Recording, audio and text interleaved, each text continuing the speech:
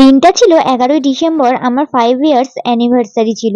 যাই হোক, ভাবলাম একটা ওরিও কেক বানাবো। আর আমরা যেহেতু কেক মেড নই প্রফেশনাল, তাই কারণে কিন্তু আজকে ওরিও বিস্কুট দিয়ে কেক বানাচ্ছিলাম। বিস্কুটগুলো প্রথমে ভালো করে গুঁড়ো করে নিই, তার মধ্যে সুগার পাউডার দিয়ে, তার মধ্যে মিল্ক দিয়ে কিন্তু খুব ভালো মতো ব্লেন্ড করে নিচ্ছি, দেখতেই পাচ্ছ। আর এর মধ্যে কিন্তু সবার শেষে দিয়ে দেবো ইনো, আর তার মধ্যে আরেকটু দুধ দিয়ে আরো ভালো করে ব্লেন্ড করে নেব। আর লাস্টে কিন্তু দিয়ে দেবো এসেন্স, যেটা আমরা দিয়েছিলাম কিন্তু ভ্যানিলা এসেন্স। তোমরা যেটা পছন্দ করো সেটা দিতে পারো।